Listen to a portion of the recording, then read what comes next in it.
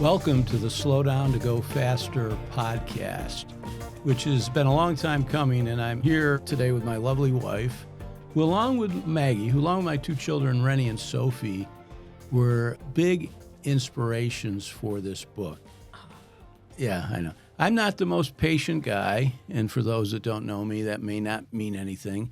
I think I'm fast with most things. And one of the things that I write in the acknowledgments is that my wife, Maggie, who's here with me today, we should have some fun with this, my son, Renny, and my daughter, Sophie, have made me a better writer, a better leader, but most importantly, a better man.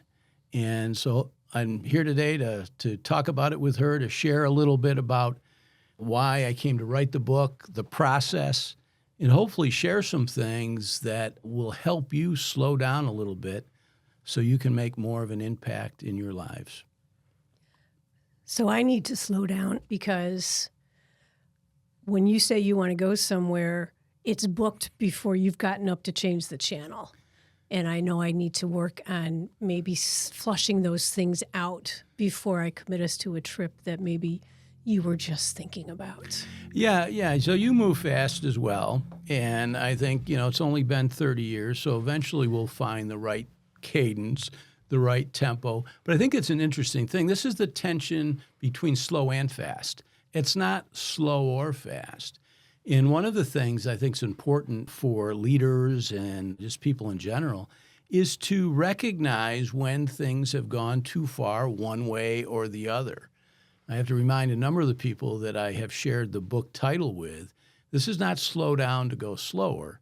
It's slowing down to go faster and really managing that tension between slow and fast. And it's not an easy concept for people who have not experienced the thoughts behind it like I have with you, the years of figuring out what that means, slowing down to go faster. So, when I'm teaching, when I'm assigning homework, do these chapters. Don't wait till the night before the exam, because then you're going fast to fail. Yeah, going fast to go slower. You're going to go slow. Absolutely. So, there's ways to implement this if you start understanding the concepts behind it. Well, there's a subtitle to the book, which sometimes gets overlooked, but it's Living and Leading Intentionally. The subtitle actually came from a suggestion from one of my clients. He said, all right, slow down to go faster, towards what end? And so this idea of living a more fulfilled life, leading and living intentionally. And I think being intentional about anything is an example, a prime example of slowing down. I mean, being intentional to me is the equivalent of be where your feet are. Is that how you see that? Be where your feet are, but also what do you want to accomplish? What is your end game where your feet are? I think that so many people are moving so fast, in my view, and I'll generalize a little bit, that they're not even clear about what they're doing or why they're doing it. And so I think it's being present, but also being present to the outcome that you intend to achieve in this conversation. Like the outcome, part of this conversation, I want people to understand why I wrote the book with our son, Renny, how it can help them, and how they can integrate it into their day-to-day activities. So I'm part of the integration part because I can help people put it into parenting, put it into teaching, put it into, if Wegmans is your social life. I think I bring that element of reality to it rather than simply a corporate atmosphere of leading. Sure. I think there's a myriad. I think living and leading intentionally includes both real life, business life. And I'm not knocking Wegmans as a social life. I firmly embrace it. Oh, me too. I love the grocery store. I think the other thing I'd like people to know about this book is it was a labor of love, which doesn't mean I don't want to sell copies, by the way. But it was an opportunity for me to work on it with our son, Renny. And when I say work on it, he actually was coaching me through much of the process. Coming back to my depth and patience, from the get-go, just the whole process of publishing and getting somebody to pick it up and how long you have to wait. certainly was probably not me at my best in slowing down to go faster. So, a little side note, my last book, Body Punishment, took 7 years, start to finish. Let me repeat that. 7 years. So you wrote this book with Renny, and they did a great job. It was done in probably a year and a half, and you came home and you're like, I'm going to get it published now. And I was like, really? Really? How do you think that's going to work? And I had to sit down with you and explain that there's a process, there's a protocol, there's query letters that have to be written a certain way, and there's submissions that sometimes you can only submit one at a time until you get the rejection back 3 months later. And I chuckled on the one hand, and on the other hand, I'm like, what did you think I was doing those other 5 years after I got done writing? Well, that's why I hired book? Renny, by the way. It's like, I was parenting, but I have a box of rejection. I mean, it is a process. Yeah. And once you both learned that process, I actually think it went more smoothly. It went faster. Quicker. No, it went faster. And I think, he added a strong element to following that process, which got us to a point of rejection, which got us to a point of polishing. But he also actually got me unstuck. And it is a story I've told before, but I was stuck because I was writing, as you recall, longhand at the dining room table for 90 minutes because I read somewhere that if you're going to write a book, you got to write every day. And I was putting out a lot of stuff, but as you'll read in the book, activity doesn't mean productivity. It doesn't mean impact. And Renny was home for a break from college, and he walks through the dining room, and he notices me, and he said, "Dad, what are you doing?" And I said, "Well, I'm working. I'm writing this book." And he goes, "You look miserable." And I said, "Well, I'm not really enjoying it." And he said, "Would you mind if I read what you wrote?" And of course, I write everything longhand first. I do know that. With really outstanding penmanship. And so he read it, and he kind of looked up, and he said, "Dad, this doesn't represent how I've heard you talk on the topic. This doesn't represent your best Didn't thinking." sound like you. No. And so that was a little crushing. And he said, "Would you mind an idea?" And I was kind of all ears. And he said, You're a better speaker than writer. So this was another example of slowing down to go faster. He said, "Why don't you dictate it first, then have it transcribed, and then we'll have what Brene Brown refers to as the shitty first draft." And that was a key turning point. It was actually slowing down to go faster, and we chunked back up. We started talking about the title, and then the chapter titles and the key points, and then I started on my walks dictating into my iPhone. And that's when we really got some momentum. So again, that was a slowing down to go faster. Right.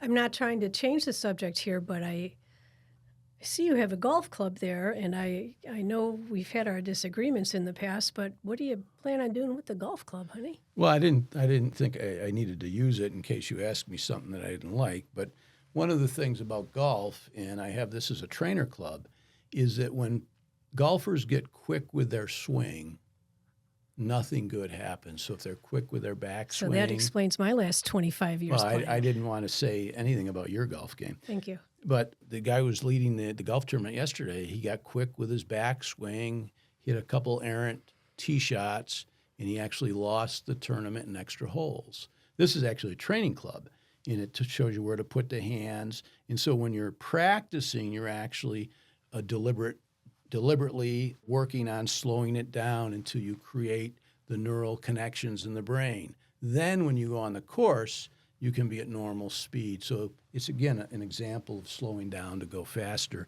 And I think it can really apply to almost any area of life. It applies actually to my public speaking class. How so? I have a lot of people who talk really fast when they're nervous. And public speaking is let's just say, not a class people enthuse over. It's when they have to take. Monster.com once said that people feared public speaking more than they feared death. So I typically have 20 students who absolutely do not want to be there. And when they give their first, especially long speech, they get timed. And if they're above or below that time mark, they get dinged. So I have them practice reading or doing it out loud rather than reading their speech because they don't understand how much faster they talk when they're nervous. So they could do a speech that in their mind came out to 6 minutes even, and when they get up there and they're done in 3.5 minutes, they don't understand what happened. So we actually do exercises where we talk exaggeratedly slow for entire paragraphs at a time so that their benchmark, their baseline speed comes down. So that's an excellent application for slowing down to go faster. And so that's the relating and achieving. They are so nervous, they just want to get through it. Yeah. They want to complete the task that they forget about storytelling. They forget about the pregnant pause. They forget about part of what they need to do is create connection with the audience. Right, and show their passion. Yeah, and you can't show it if you're rushing through it. Right. People can't catch up to that. So that's an excellent example. And as we think about the first chapter, that was the title. And as you know, and as some people know, that was informed by the philosopher and martial artist Chuck Norris, right? And, Texas Ranger. I mean, he told a story, and I think the story is really what got my attention for the book. And it was told in one of his books about a sparring match he had with Bruce Lee. And for anybody that doesn't know the martial arts, Bruce Lee was inarguably the quicker of the two. But they had a sparring match, and Bruce Lee was frustrated. He wasn't landing punches. He wasn't blocking kicks. And after the match, he lamented with Chuck Norris. He said, I don't get it. I'm frustrated. And he goes, well, you were being too fast. And he relayed, like when I'm doing sticky hands with you, when you've got to slow it down. You've got to slow it down in your mind. When you slow down, you go faster. And, Bruce Lee said, oh, that's a cone. And no, it's more than a cone. It's really a philosophy. And I think one of the reasons I wrote this book is I think we could all benefit in all aspects of our life if we just paused, if we slowed down, if we took a deep breath, if we thought very deliberately about what our intended outcome was and then executed. I mean, if we go really far back, the roots of this book were found with Viktor Frankl. Viktor Frankl wrote the book Man's Search for Meaning, and he was a prisoner of war in the death camps. And one of the things as he studied the human condition, he talked about the one thing that differentiates people from animals is this freedom to choose one's response to whatever happens. And so the model, which was then picked up later by Covey in his Habit 1, Be Proactive. So between stimulus and response, pausing, taking a strategic pause to choose a response based on your values, based on your awareness, your self-awareness, based on your conscience, based on your independent will, and I think a little bit based on humor. Sometimes we take ourselves so seriously. So another reason why people would want to slow down to go faster is so that they can respond to what comes at them, not react to it. It's another, not to bring this back to teaching again, but when you're talking about communication, when I'll ask my students in the beginning of this listening chapter, how many of you are already planning your response in a conversation with the other person still talking? And without fail, everybody raises their hand. We all do this. We all are planning a response. And I remind them how much opportunity they're missing to actually add to what the person's saying if they're missing what the person's saying because they're thinking of a response while they're still talking. And I think that's grounded in the same thing that causes them to go too fast. There is a nervousness, there is a fear of looking good or responding correctly. Usually you can respond much better, more effectively if you heard what was said. If you take that pause and then think, and I try to tell them that taking a pause after someone says something to then formulate what you're going to say, they're not going to walk away in that pause. It's not like you're waiting 10 minutes to respond. Give yourself a second to absorb what they said and then respond. But it is so hard to do. Although there are some people who are so fast that they will fill that pause sometimes. Yes. So there's managing that tension and asking people to let you finish. Let me get a word in edgewise, but let me think of the word first. Yeah. Yeah, I was thinking of a funny story, and then I want to talk about another example from the book. But I remember when Renny was younger, and Renny is a deliberate talker. He pauses. He actually checks in with his body kinesthetically to feel how he feels. And our friend Ron, and I remember Ron telling me, he goes, "Oh, I think your kid really digs me because I help him finish his sentences," because Ron would jump in during these pauses. And later that same day, Renny says, "Dad, I really like your friend Ron, but I wish he'd let me finish my sentences." And so I think when we're looking at making human connection and really connecting with people, we can benefit tremendously by slowing down to go faster. So in speaking, in giving speeches, eating, one of the things eating is we eat so fast that it causes us to eat more.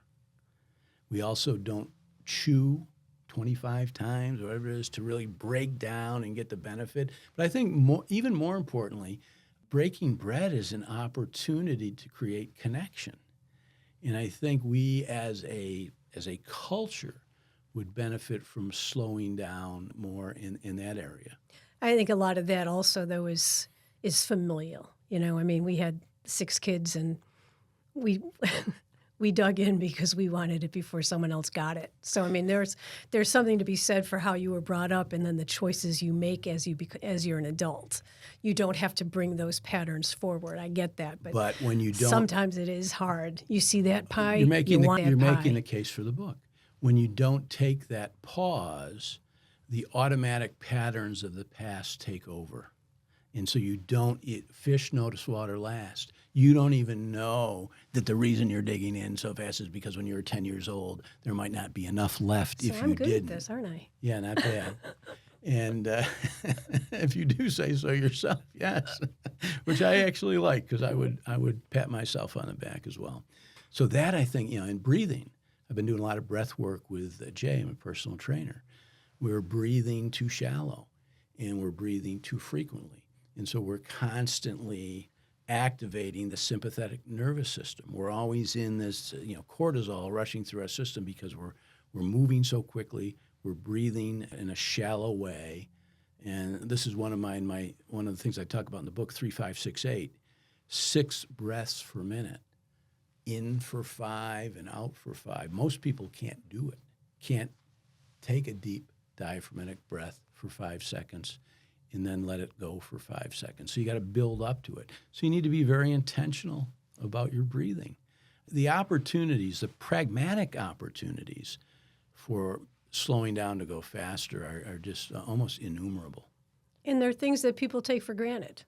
We talk about listening skills. People think that because they could hear biologically since they were born that they didn't have to learn anything else about it. But listening is different than hearing.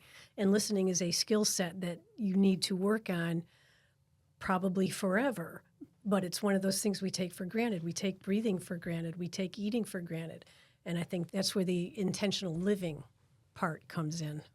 So it actually leads to one of the things I didn't spend a lot of time breaking down was meditation. I talk about meditation in the book. And so meditation is a key practice in helping people to slow down to go faster.